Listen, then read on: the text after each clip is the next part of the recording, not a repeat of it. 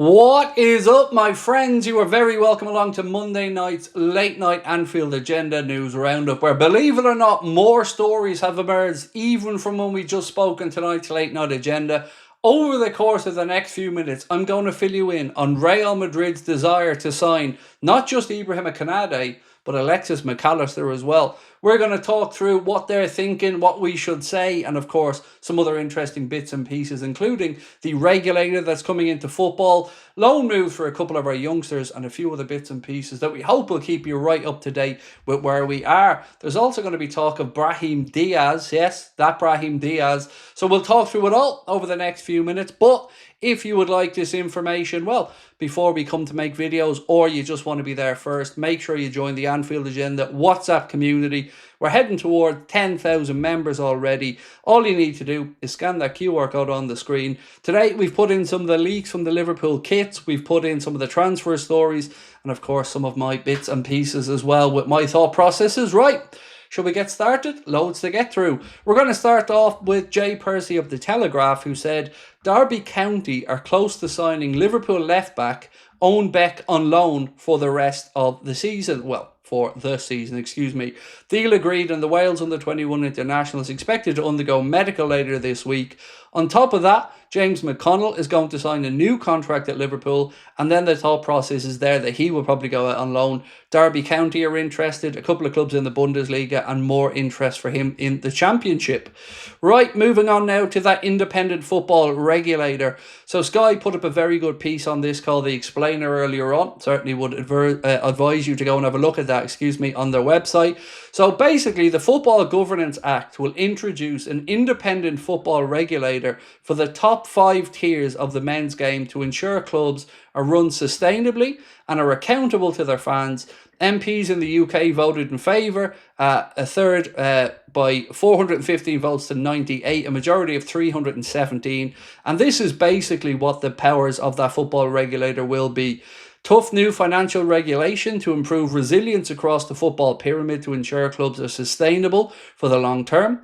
Stronger statutory owners and directors tests to make sure club custodians are suitable and aren't using illicit finances with powers to force rogue owners to sell up. New standards for fan engagement in club decision making.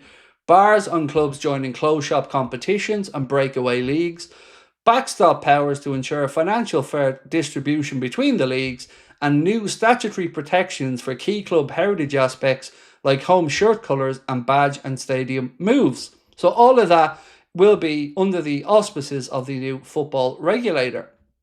Right, moving on now to the story that you're probably concerned about, which is Alexis Mac Allister. So Dario AS said that Real Madrid are looking to fill the void that Toni Kroos left with a proper replacement, which will only come if they sell Rodrigo. One of the options is Liverpool's Alexis Mac Allister. Now, I'm sure that Liverpool's Alexis Mac Allister is high up on their list of priorities, but I can tell you they will not be met with any encouragement from the Liverpool side. And I'm sure Alexis Mac Allister talks about going to play in La Liga at some point. In fact, I think he said so in interviews in the past, but it won't be just yet because he's only just starting his time with Liverpool Football Club. Plenty more still to be achieved. And honestly, I don't think Real Madrid would put the money down on the table that would get anywhere close to Liverpool being interested. For me, Alexis Mac Allister is upwards of £120 million as a midfielder. Maybe you agree, maybe you disagree, but I certainly don't think we're going to be bullied into a sale by Madrid this summer, nor do I think Mac Allister will try and push for a move. But tough, Real Madrid. This is one player you ain't getting out of Liverpool at the moment. Now, Federico Chiesa, a couple of breaking bits of news around him this evening. So there are 7 clubs that are interested in Serie A and bringing Federico across.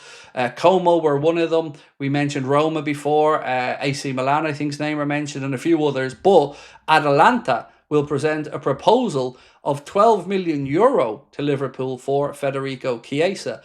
Now look, for what it's worth, I don't think €12 million, which is about £9.5 million, I don't think that gets it done. But it did get me thinking, what do you think Liverpool should be asking for Chiesa if he was to move back to Serie A? There's also interest, by the way, from Atletico Madrid in him, but I think somewhere around £18 million is kind of where my head's at. But feel free to let me know in the comments what you're thinking.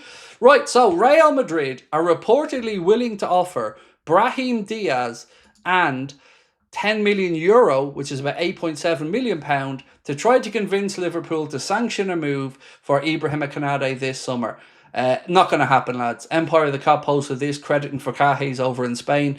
Not a chance. With all due respect, Brahim Diaz, no thank you. We'll pass on that one. If there was any business to be done between the two clubs, you would think Liverpool would be looking towards Rodrigo Goes. But yeah, I would pass on Brahim Diaz personally, but maybe you think differently. If that's Madrid's game plan, then I think they're going to have to start coming back with better offers. Fabrizio Romano, speaking on the Zone Football Show, I believe, was asked for his percentage chance, and he said Ibrahim Konate to Real Madrid this summer, 15%. Liverpool want to keep the player and to try to extend his contract. Real Madrid's interest is genuine for next summer. But I don't think Liverpool are going to let it get to that point. It's either sign the new contract this summer or Liverpool look to sell. That's everything that I'm hearing, reading and seeing. So let me know what you think on that one. Right, moving on now to a bit of a fun nickname. Lionel Messi's nickname for Hugo Ekitike during his time with PSG was the Iron Rod, in reference to his wiry frame. So there you go. If you've been bestowed a nickname by the great man Leo Messi, you must have something about you, right? And for what it's worth, Hugo Ekitike will be flying into Liverpool tomorrow to start undergoing his medical. Reports today suggested that Liverpool's medical team, and of course Richard Hughes and that, were staying behind, didn't go on the pre-season tour to make sure they could tie up this deal for Hugo Ekitike. So that could be announced as early as tomorrow night, so do keep your eye on that situation. We will of course be here tomorrow night to take you through it all, but a couple of other interesting things from tonight's show. We asked people where they think Alexander Isak ends up at the end of the summer. So we gave three options. He stays at Newcastle, he moves to Liverpool, or he moves elsewhere. 46% of people still think he moves to Liverpool, 11% think he moves elsewhere, and the remaining, I think 43%, said that he stays at Newcastle. Let me know what you think on this one, because I still think there's a world where Liverpool might try, and the report that came out tonight was very interesting around him. I'll quickly read through it before we say goodnight, and it was basically around broken promises to him from, well, times before he came to Liverpool. There was a report that said basically Amanda Staveley had promised him a new contract back in 2024. That never came to fruition. Then Paul Mitchell came in. He didn't move on that negotiation, and that Isak's representative feels insulted by the situation. Nothing to do with Liverpool turning his head, but more to do with Newcastle not really showing the ambition and the respect to the man that he feels that he deserves. So that's where we're at, ladies and gentlemen. That is the very latest. Let me know your thoughts in the comment section. I will see you guys tomorrow. Late night agenda as always. Thank you for watching. Much love. Bye-bye.